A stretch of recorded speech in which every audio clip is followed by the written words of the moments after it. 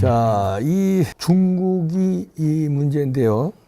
나 이거 좀 왜 그러냐. 이것도 중국 거 아니냐.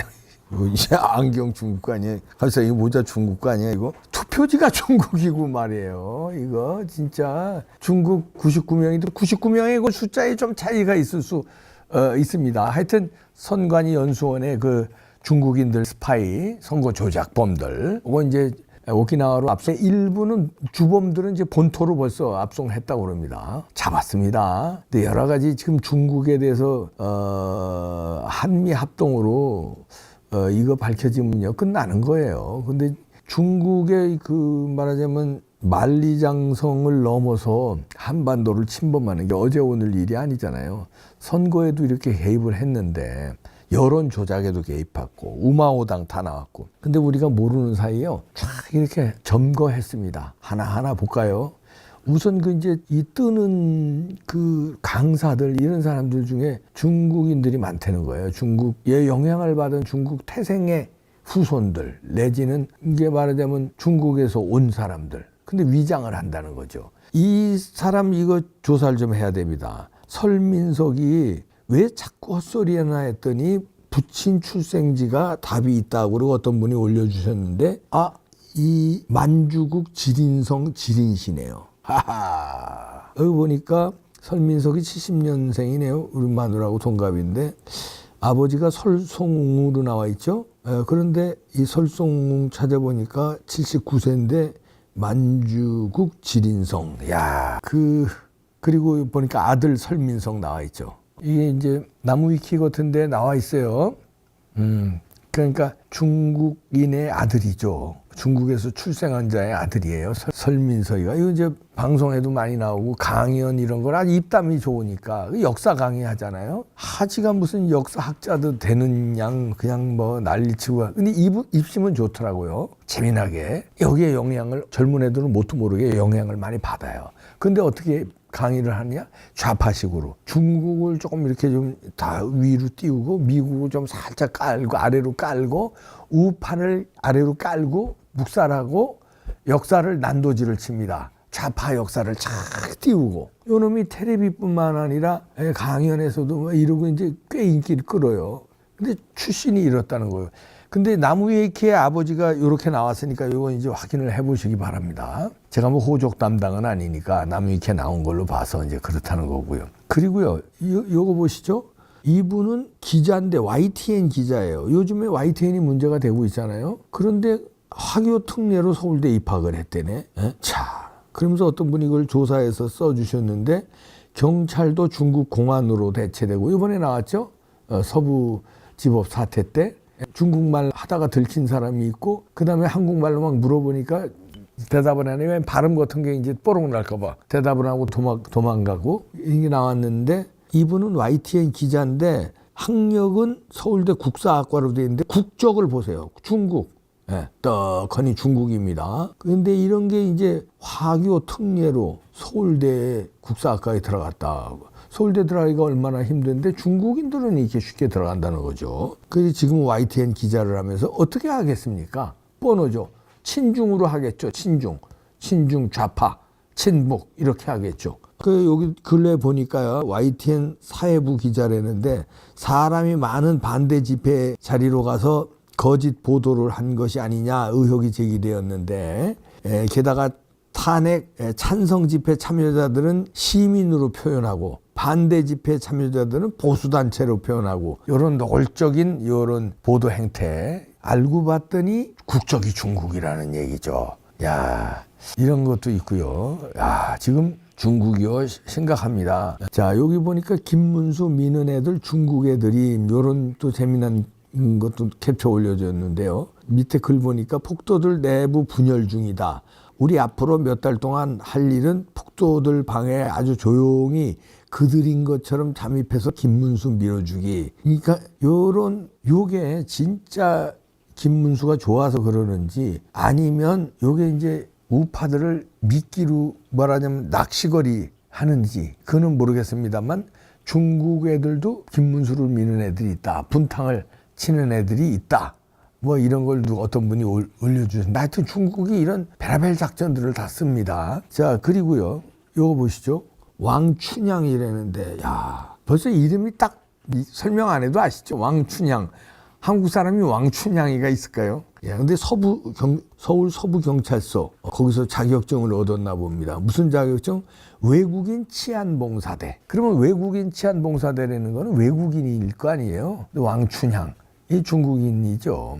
그러니까 이렇게 치안봉사대 하면서 경찰 치안 같은 거 도와주고 이런데, 이런 집회 같은데 시위대 투입된 거 아니냐, 이런 우리가 의심을 할 수 있는 거죠.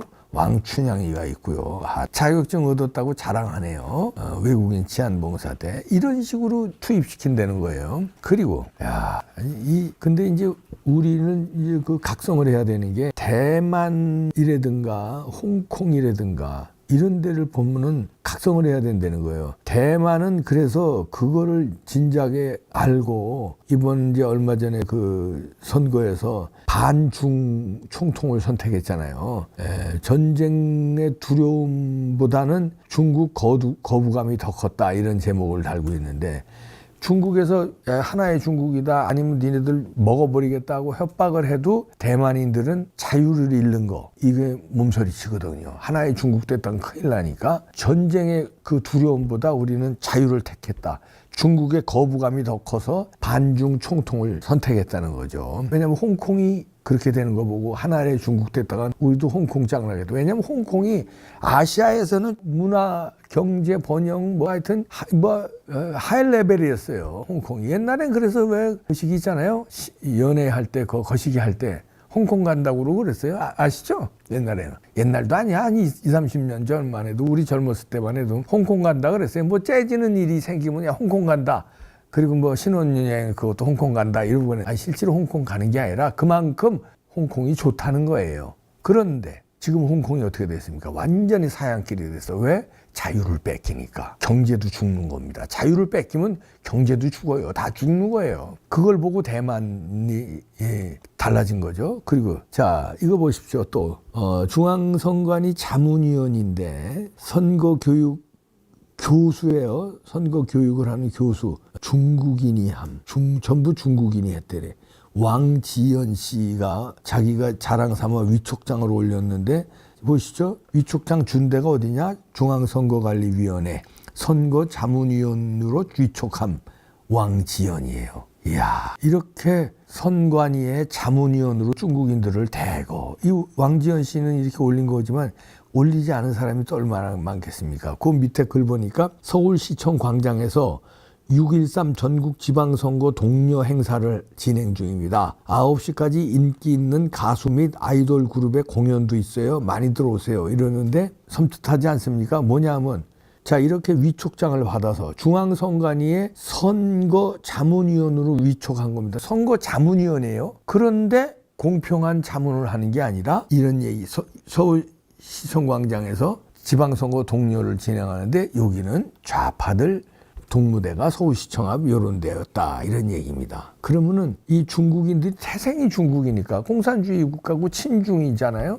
그럼 민주당이 친중이잖아요. 그리고 국힘당은 친미이고 친일이고, 그러니까 자기네들하고 친중인 정당에 더 피가 땡기지 않겠습니까? 근데 이 사람이 선거 자문위원을 하면서 교육도 시키고 이런 독려도 하고 홍보도 하고 이런 데는데 이게 끔찍하다 이런 얘기죠. 중앙선관위 자문위원이 선거 교육을 맡는데 선거 교육 교수 전부 중국인이 한다, 이렇게 올려주면서 이런 사진도 올린 거예요. 그러면서 자기가 썼네요. 왕지연이라는 사람이. 중앙선관위 자문위원으로 위촉되었어요. 우리 다문화 가정 식구들의 목소리를 낼 수 있도록 하겠습니다. 좋은 제안이 있으면 언제든 알려주세요. 이제 중국인이니까 다문화 가정이겠죠. 근데 자기네들 목소리를 내겠다는 거야. 그러면 친중이란 얘기 아니지. 이렇게 위험해졌다는 거예요. 자, 그러니까 아까 대만뿐만 아니라 베트남에서도 반중 시위가 2014년부터 일어나고 있어요. 중국을 반대하는 거죠. 위키백과에 이런 사진들이 올라오고 있는데, 이게 베트남의 일뿐만 아니라 우리 모두의 일이다. 중국이 막대한 인구, 막대한 국가의 이걸 이용해서 대한민국을 침투하고 있습니다. 처음에는 슬슬 부동산 이런 걸로 침투하죠.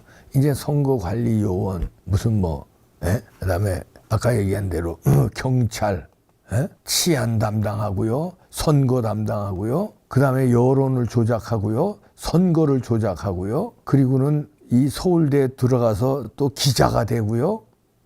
무시무시합니다. 그리고 뭐 강연을 하고요. 중국인의 아들이, 중국에서 태어난 사람의 아들이. 자, 이런 세상입니다. 그거를 우리도 대만이나 베트남에서 반중 데모한 것처럼 우리도 반중 데모해야 되지 않냐.